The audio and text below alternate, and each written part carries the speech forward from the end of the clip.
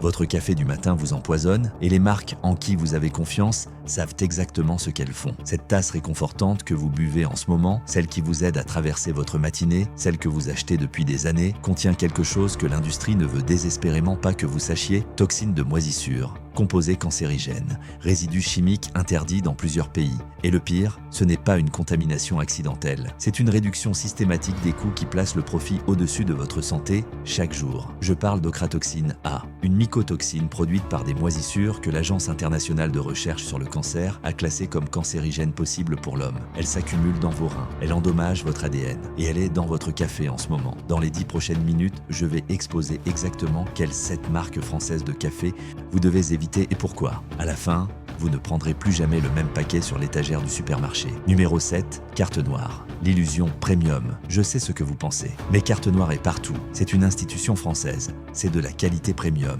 Pendant des décennies, Carte Noire s'est positionnée comme le choix sophistiqué, le café pour les palais français exigeants, l'emballage noir brillant, la publicité raffinée, le prix premium. Tout crie la qualité. Mais voici ce qu'ils ne publicisent pas. En 2019, des tests de laboratoires indépendants commandés par des groupes de surveillance des consommateurs ont trouvé des niveaux détectables d'ochratoxine A dans le mélange le plus populaire de Carte Noire. Pas des niveaux illégaux.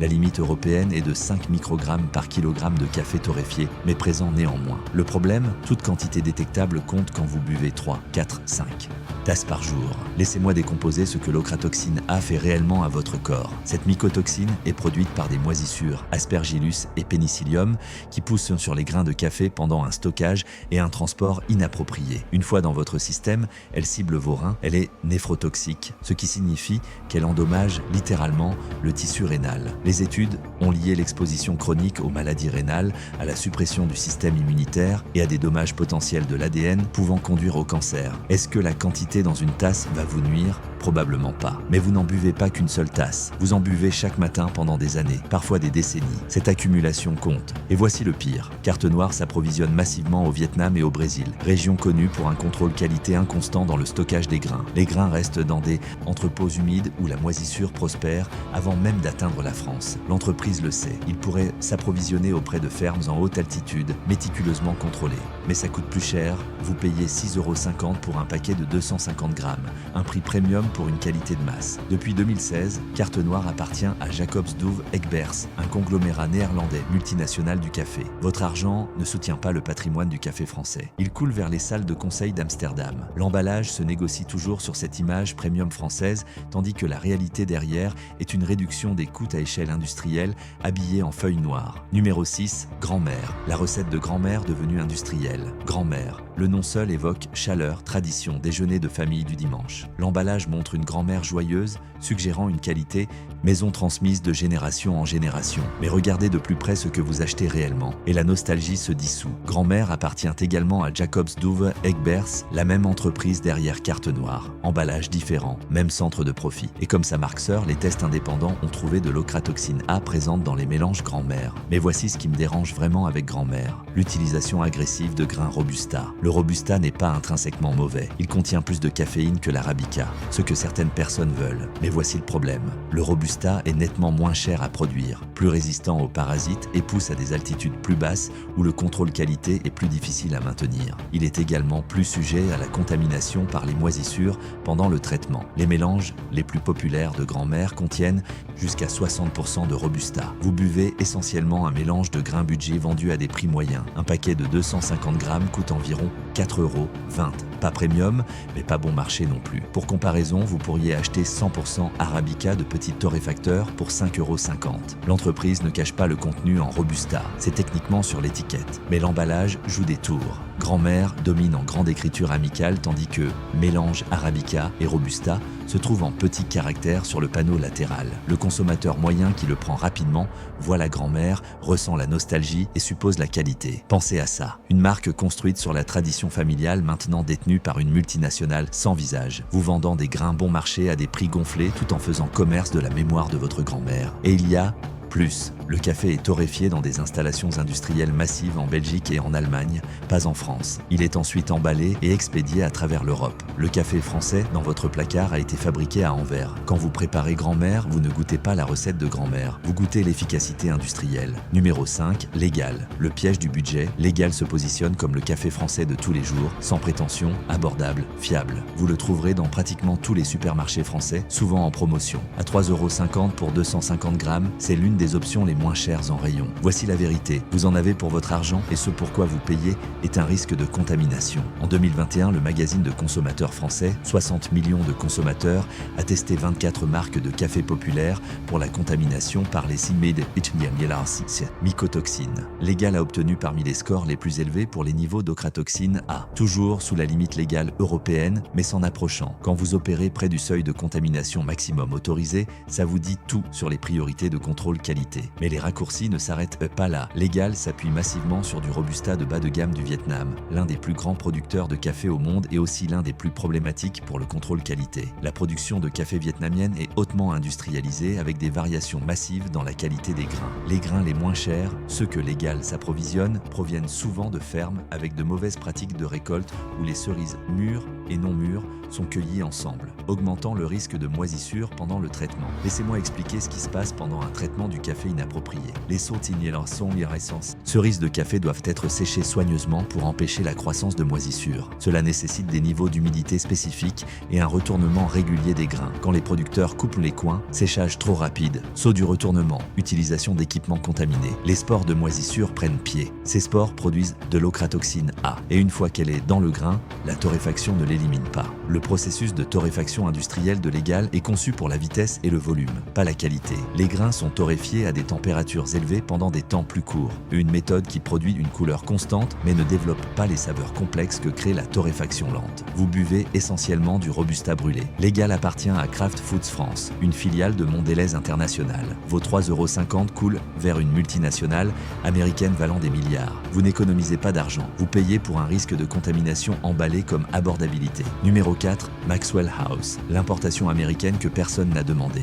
Maxwell House. Une marque américaine qui a d'une manière ou d'une autre convaincu les consommateurs français qu'elle appartenait à leur cuisine. L'ironie est épaisse. La France, un pays avec des siècles de culture du café, une nation qui a transformé la consommation de café en art, achète du café d'une entreprise qui incarne la médiocrité de production de masse américaine. Voici ce qu'est réellement Maxwell House. Du café ultra transformé, conçu pour une stabilité maximale en rayon et un coût minimum. L'entreprise a été pionnière dans la torréfaction industrielle du café au début des années 1900 et bien que leurs méthodes aient été révolutionnaires à l'époque, elles sont dépassées maintenant. Mais elles n'ont pas changé parce que changer coûte de l'argent. Maxwell House utilise principalement des grains Robusta de bas de gamme provenant de fermes industrielles. Le café est torréfié dans des installations massives utilisant un processus appelé séchage par pulvérisation pour leur variété instantanée, où l'extrait de café liquide est pulvérisé dans de l'air chaud pour créer de la poudre. Cela détruit pratiquement tous les composés de saveurs subtiles qui rendent le bon café agréable. Les tests par des groupes de consommateurs européens ont trouvé à plusieurs reprises les produits Maxwell House à ou près des niveaux maximum autorisés pour l'ochratoxine A. En 2018, des chercheurs italiens ont publié une étude examinant spécifiquement les marques de café instantané et ont trouvé que l'instantané Maxwell House contenait certains des niveaux de mycotoxines les plus élevés dans leur groupe d'échantillons. Pensez à ce que cela signifie. Les cristaux de café instantanés dans votre placard, ceux que vous dissolvez dans l'eau chaude chaque matin sont de la contamination concentrée. Mais voici ce qui me dérange vraiment. Maxwell House commercialise activement auprès des consommateurs soucieux des prix tout en facturant des prix moyens. Un pot de 200 grammes de Maxwell House instantané coûte environ 5,80 € dans les supermarchés français. Pour comparaison, vous pourriez acheter du café en grains entiers, 100% Arabica, de petits torréfacteurs français pour 6,50 €.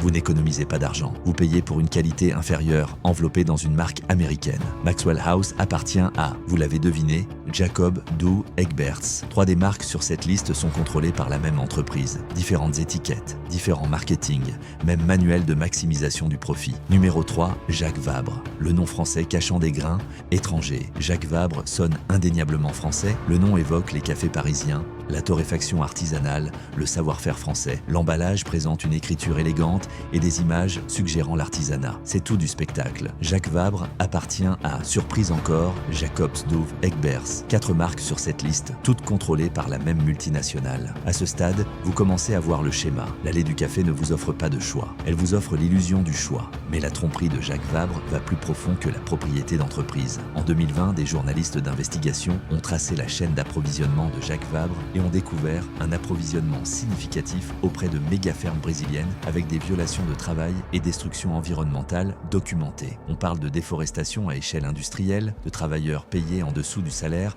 minimum et d'utilisation de pesticides chimiques interdits en Europe, mais toujours légaux au Brésil. Les grains arrivent en France contaminés non seulement avec des mycotoxines potentielles, mais aussi avec des résidus de pesticides. Bien que les niveaux soient dans les limites légales, cette phrase encore, vous consommez toujours des résidus de glyphosate avec votre café du matin. Voici ce qui arrive à ces grains une fois qu'ils atteignent la France. Ils sont torréfiés dans les mêmes installations industrielles qui traitent légal et carte noire. Le même équipement, les mêmes processus, juste un emballage différent à la fin. Vous payez pour une différenciation de marque qui n'existe pas dans le produit réel. Le mélange le plus populaire de Jacques Vabre, le classique Équilibre, contient jusqu'à 40% de Robusta mélangé avec de l'Arabica de bas de gamme. Le résultat est un café amer et dur qui nécessite du sucre et du lait pour être buvable. Si votre café a besoin de temps de modification pour avoir un goût acceptable, le café n'est pas bon. Un paquet de 250 grammes coûte environ 4,80 €, prix premium pour médiocrité industrielle. Jacques Vabre a progressivement reformulé leur mélange au cours de la dernière décennie, augmentant le contenu en Robusta tout en maintenant le même emballage et prix. Les consommateurs pensent acheter le même produit que leurs parents buvaient. Ils ne le font pas. Ils achètent une version dégradée conçue pour protéger les marges de profit. La marque commercialise sans relâche sur l'identité française, tandis que la réalité est la propriété d'entreprises néerlandaises, l'approvisionnement en méga-fermes brésiliennes et la torréfaction industrielle allemande. Si votre café français a été fabriqué partout, sauf en France, pouvez-vous vraiment l'appeler français? Numéro 2, Nescafé, le géant industriel qui a redéfini le café. Nescafé, la marque de café la plus reconnue au monde. L'entreprise qui a convaincu des milliards de personnes que de la poudre de café instantanée mélangée avec de l'eau chaude compte comme du vrai café. Soyons absolument clairs sur ce qu'est Nescafé. Ce n'est pas du café. C'est un produit dérivé du café si éloigné des vrais grains de café que l'appeler café est techniquement exact, mais fondamentalement trompeur. Voici comment le café instantané Nescafé est fabriqué. Des grains de bas de gamme, principalement du Robusta du Vietnam, d'Indonésie et du Brésil, sont torréfiés, moulus et infusés en liquide concentré. Ce liquide est ensuite soit séché par pulvérisation, soit lyophilisé. Ce qui reste est une poudre ou des cristaux qui se dissolvent dans l'eau. Ce processus détruit pratiquement tout ce qui rend le café agréable. Les composés aromatiques volatiles qui donnent au café sa saveur, disparus. Les acides complexes qui fournissent luminosité et caractère, oblitérés. Ce qui vous reste est de la caféine et de l'amertume sous forme cristalline. Mais les préoccupations de santé vont bien au-delà de la saveur. De multiples études ont trouvé que les produits de café instantané, particulièrement Nescafé, contiennent des niveaux significativement plus élevés d'acrylamide, un composé chimique qui se forme quand les grains de café sont torréfiés à des températures élevées. L'Agence internationale de recherche sur le cancer classe l'acrylamide comme un cancérigène humain probable. C'est le même composé qui se forme dans le pain grillé brûlé et les pommes de terre frites. La recherche publiée dans le Journal of Agricultural and Food Chemistry a trouvé que le café instantané peut contenir jusqu'à 2 fois les niveaux d'acrylamide du café fraîchement infusé. Pourquoi? Parce que le processus de torréfaction industrielle que Nescafé utilise implique des températures extrêmement élevées pour la cohérence et la vitesse. Pensez à ça. Votre café pratique du matin contient le double des composés cancérigènes du café correctement infusé. Et nous n'avons même pas encore discuté de l'ochratoxine A, parce que Nescafé utilise les grains disponibles les moins chers de région avec un contrôle qualité minimal, la contamination par mycotoxines est presque garantie. Les tests à travers l'Europe ont systématiquement trouvé les produits Nescafé à ou près des niveaux maximum autorisés. Vous buvez essentiellement de la contamination concentrée. Le prix de Nescafé est particulièrement offensant. Un pot de 200 grammes de Nescafé Gold coûte environ 8,50 € dans les supermarchés français. Pour ce même montant,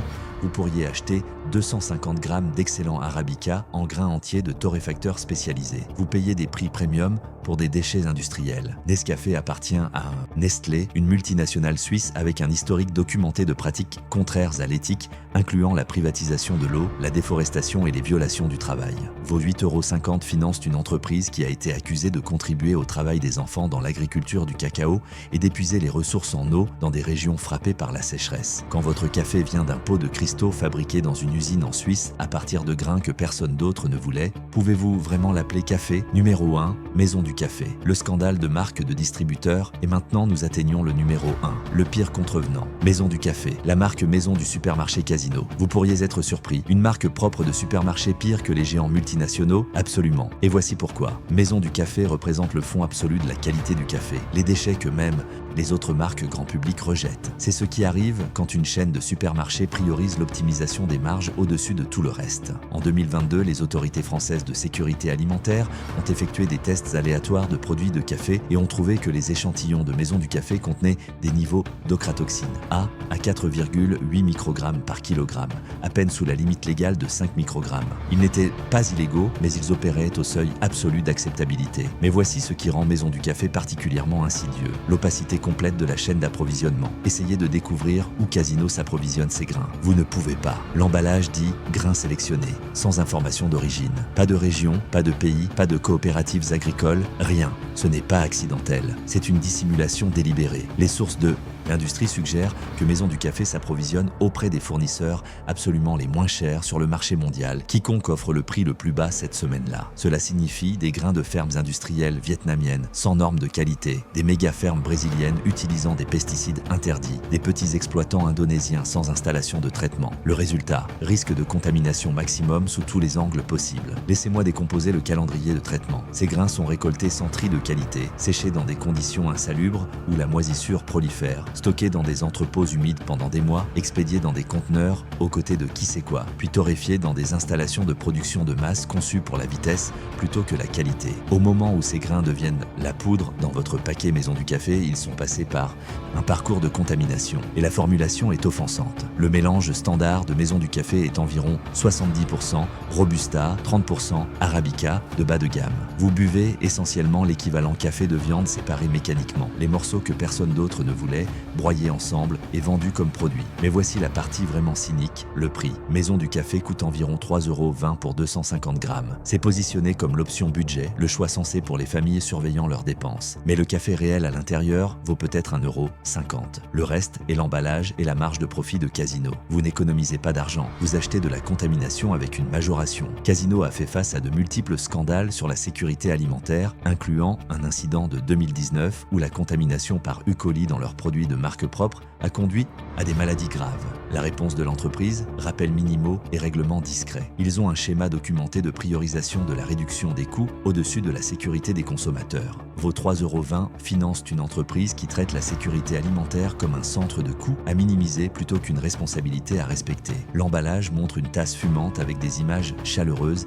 et accueillantes. La réalité est le fond absolu du baril, des grains que personne d'autre ne vendrait, torréfiés par quiconque a fait l'offre la plus basse, emballés avec tromperie délibérée. Entre les niveaux de mycotoxines maximum, l'opacité complète de la chaîne d'approvisionnement, la formulation majorité Robusta et une entreprise mère avec un historique de scandale de sécurité alimentaire, Maison du Café représente un échec systématique à chaque niveau. Quand le seul argument de vente de votre café est qu'il est techniquement légal de le vendre, vous ne buvez pas du café, vous buvez du mépris d'entreprise dans une tasse. La liste des alternatives sûres. D'accord, je sais que c'était lourd. Vous regardez peut-être votre cuisine en pensant « Qu'est-ce que je suis censé boire ?» Ne vous inquiétez pas, il existe de vraies bonnes options. D'abord, comprenez ce qui rend le café sûr et sain. Grains d'origine unique provenant de fermes en haute altitude, torréfaction en petits lots, chaîne d'approvisionnement transparente et contenu 100% Arabica. Recherchez ces marques en France. L'Arbre à Café, un micro-torréfacteur parisien avec transparence complète de la chaîne d'approvisionnement. Ils s'approvisionnent auprès de petites coopératives en Éthiopie, Colombie et Guatemala, torréfiant en petits lots et fournissent des informations détaillées sur chaque origine.